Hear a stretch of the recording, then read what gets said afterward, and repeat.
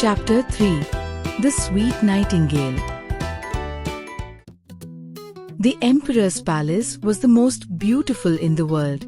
In the garden, there were to be seen the most exotic flowers. Silver bells were tied in the garden, and they rang loudly so that nobody should pass by without noticing the garden. It extended so far that the gardener himself did not know where the end was. If one went on and on, one came to a glorious forest. The wood extended straight down to the sea, and in the trees lived a nightingale. It sang so splendidly that even the poor fisherman, who had many other things to do, stopped still and listened. Not a soul who passed from there could turn a blind eye to the breathtaking beauty of the place. सम्राट का महल दुनिया का सबसे सुंदर महल था। उसके बगीचे में सबसे अनोखे और सुंदर फूल खिले हुए थे। बगीचे में चांदी की घंटियां बांधी गई थी, जो इतनी तेज बजती थी कि कोई भी बिना बगीचे को देखे वहां से गुजर नहीं सकता था। बगीचा इतना विशाल था कि खुद माली को भी नहीं पता था कि उसका अंत कहाँ है। यदि कोई लगातार चलता जाए तो वह एक सुंदर जंगल तक पहुंचता। वह जंगल समुद्र तक फैला हुआ था और उन पेड़ों में एक बुलबुल रहती थी। उस बुलबुल की आवाज इतनी मधुर थी कि एक गरीब मछुआरा, जो बहुत व्यस्त रहता था, भी ठिठक कर उसकी आवाज सुनता। वहां से गुजरने वाला कोई भी व्यक्ति उस स्थान की सांस रोक लेने वाली सुंदरता को नजरअंदाज नहीं कर सकता था। From all the countries of the world, travelers came to admire the emperor's palace and his garden. But when they heard the nightingale, they said, "That is the best of all." At last their words came to the emperor. "What's that?" he exclaimed. "I don't know the nightingale at all. Is there such a bird in my empire, and that too in my garden? I've never heard of that. I command that it shall appear this evening and sing before me." The emperor was furious that a little bird had stolen the show from the grandeur of his palace. दुनिया भर से यात्री सम्राट के महल और उसके बगीचे को देखने आते थे, लेकिन जब वे बुलबुल की आवाज सुनते तो कहते, ये सबसे शानदार है। अंततः ये बात सम्राट तक पहुंच गई। ये क्या? सम्राट चौंक पड़े। मैंने तो बुलबुल का नाम भी नहीं सुना। क्या ऐसा पक्षी मेरे राज्य में है, और वह भी मेरे बगीचे में? मैंने तो कभी नहीं सुना। मैं आदेश देता हूँ कि आज ही शाम को वो मेरे सामने आए और गाए। सम्राट बहुत नाराज हो गए कि एक छोटे से पक्षी ने उनके भव्य महल से ज्यादा प्रशंसा पाली। But where was the nightingale to be found? The court had not heard of it either. There was a great inquiry about the wonderful nightingale which all the world knew except the people at the palace. At last they met a poor little girl in the kitchen who said, "Yes, I know the nightingale well. It can sing gloriously. Every evening I get leave to carry my mother the scraps from the table. She lives down by the stream, and when I get back, tired and exhausted, I rest in the wood. Then I hear the nightingale's song. It makes me feel as if my mother kissed me." The sweet song of the bird endeared it to everyone who came there. Soon the little girl led the way out into the wood. Half the people of the court went, and the child pointed at last to a little grey bird up in the boughs. "It can't be possible," they said. "How dull it looks, but it may have lost its color at seeing such grand people around. Little nightingale," called the kitchen maid, "our gracious emperor wishes you to sing before him." लेकिन बुलबुल कहाँ थी? दरबार के किसी व्यक्ति ने उसका नाम तक नहीं सुना था।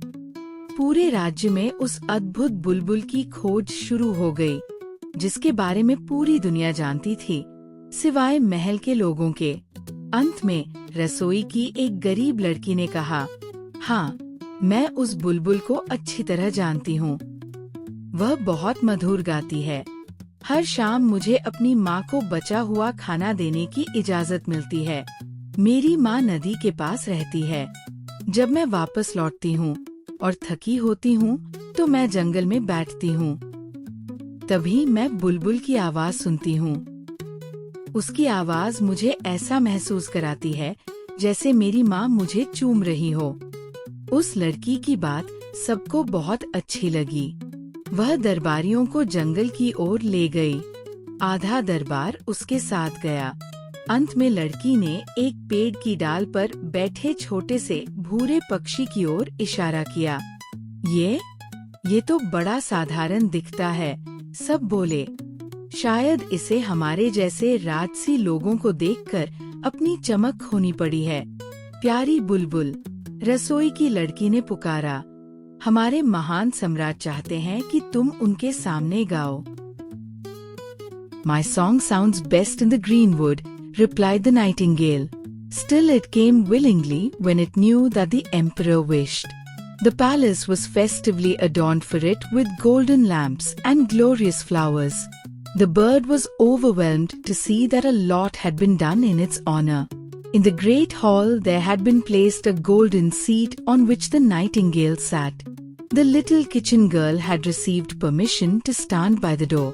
All the court was in full dress, and all looked at the little grey bird to which the emperor nodded. Then the nightingale sang so magnificently that tears came into the emperor's eyes, and the song went straight to his heart. He had never heard anything so superbly beautiful. The nightingale was to remain at the palace now. The emperor decided to have its own cage, with liberty to go out twice every day and once at night. 12 servants were appointed when the nightingale went out, each of whom had a silken string fastened to the bird's leg, which was held very tightly. There was really no pleasure in an excursion of that kind. The whole city spoke of the wonderful bird. But the bird did not seem happy because it had lost its freedom and felt suffocated and trapped like a prisoner in the palace. मेरा गीत जंगल में सबसे अच्छा लगता है, बुलबुल ने जवाब दिया। लेकिन अगर सम्राट चाहते हैं तो मैं चलूंगी। महल को शानदार ढंग से सजाया गया था। सोने की दिए और सुंदर फूल हर जगह थे। बुलबुल ये देखकर चकित रह गई कि उसके सम्मान में इतना कुछ किया गया है। एक सुनहरा आसन रखा गया था जिस पर वह बैठी। रसोई की लड़की को दरवाजे के पास खड़े रहने की इजाजत मिली। सभी दरबारी सुंदर पोशाकों में थे और सम्राट ने बुलबुल की ओर सिर हिलाया। बुलबुल ने गाना शुरू किया। उसका गीत इतना अद्भुत था कि सम्राट की आंखों में आंसू आ गए और वो गीत सीधे उनके दिल को छू गया। उन्होंने इतना सुंदर संगीत कभी नहीं सुना था। सम्राट ने आदेश दिया कि अब बुलबुल को महल में ही रहना होगा। उसे एक पिंजरा दिया गया और उसे दिन में 2 बार और रात में 1 बार बाहर जाने की अनुमति दी गई। लेकिन हर बार जब वो बाहर जाती तो 12 सेवक उसकी टांग से बंधे रेशमी धागे को कसकर पकड़ते। ऐसी सैर में कोई मजा नहीं था। पूरे शहर में उस बुलबुल की चर्चा होने लगी, लेकिन बुलबुल खुश नहीं थी। वह अपनी आजादी खो चुकी थी और खुद को कैदी की तरह महसूस करने लगी थी। One day the emperor received a large parcel marked the Nightingale. He thought it was a present for the bird, but when he opened it, he found a box. Inside the box was an artificial nightingale, brilliantly ornamented with diamonds, rubies, and sapphires. As soon as this artificial bird was wound up with a key, its tail moved up and down, and shone with silver and gold. It sang very well, and that too untiringly. The emperor said that the living nightingale ought to be shown this wonder. But where was it? None had noticed that it had flown away out of the open window and back to the greenwood. What does it matter? We have the best bird after all, everyone said. Nobody missed the real nightingale, for it had been replaced by the artificial bird who was made to sing again and again until everyone knew its tunes by heart. They liked to look at it because it was so lovely. The real nightingale was banished from the empire. The artificial bird had its place on a silk cushion close to the emperor's bed. 5 long years passed. एक दिन सम्राट को एक बड़ा parcel मिला जिस पर लिखा था बुलबुल। उन्होंने सोचा यह असली बुलबुल के लिए कोई उपहार होगा, लेकिन जब उन्होंने पार्सल खोला तो उसके अंदर एक डिब्बा था जिसमें एक कृत्रिम नकली बुलबुल थी जो हीरे, माणिक और नीलम से सजी हुई थी। जैसे ही उसे एक चाबी से चलाया गया, उसकी पूंछ ऊपर नीचे हिलने लगी और वह चांदी और सोने की तरह चमकने लगी। वह लगातार गाती रहती थी। सम्राट ने कहा, इसे असली बुलबुल को दिखाओ। लेकिन असली बुलबुल कहाँ थी? किसी ने ध्यान नहीं दिया कि वो खुली खिड़की से उड़कर वापस जंगल चली गई थी। कोई बात नहीं, दरबारी बोले, हमारे पास अब सबसे अच्छी बुलबुल है। अब किसी को असली बुलबुल की कमी नहीं महसूस हुई। नकली बुलबुल को बार बार चलाया जाता और सभी उसकी धुनों को रट चुके थे। वह देखने में सुंदर थी, इसलिए सभी को पसंद आई। असली बुलबुल को राज्य से बाहर कर दिया गया था। नकली बुलबुल को सम्राट के पलंग के पास रेशमी गद्दे पर रखा गया। 5 साल बीत गए। One day the emperor fell ill, and it was said that he would not live much longer. The emperor could scarcely breathe. Death was near. Then there sounded from the window, suddenly, the most lovely song. It was the little live nightingale that sat outside the window. It had heard of the emperor's sad plight, and had come to sing to him of comfort and hope. And as it sang, the emperor felt better. Thanks. Thanks, said the emperor, showing his gratitude. How can I reward you? You must always stay with me. Not so, replied the nightingale. I cannot build my nest in a palace, but I will come and sit in the evening by the window and sing you something so that you may be glad and thoughtful at once. I will sing of those who are happy and those who suffer. I will sing of good and of evil that are hidden from you. I will come and sing to you. But one thing, you must promise me.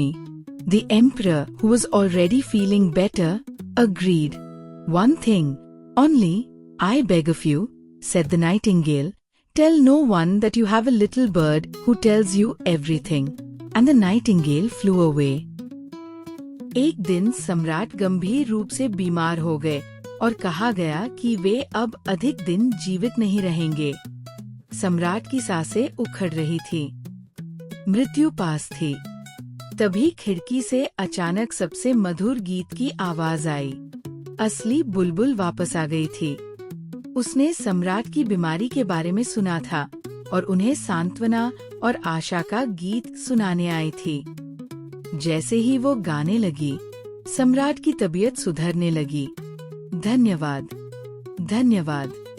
सम्राट बोले, मैं तुम्हारा कैसे आभार चुकाऊं? क्या तुम हमेशा मेरे साथ रहोगी? नहीं, बुलबुल ने मुस्कुराकर कहा, मैं महल में घोंसला नहीं बना सकती, लेकिन मैं हर शाम खिड़की के पास आकर तुम्हारे लिए गाऊंगी।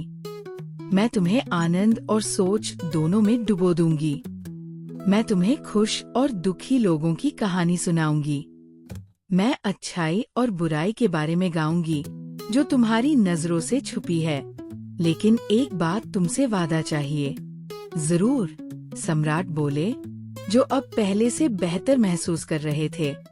बस एक बात, बुलबुल ने कहा, किसी को मत बताना कि तुम्हारे पास एक छोटी सी चिड़िया है जो तुम्हें सब कुछ बताती है।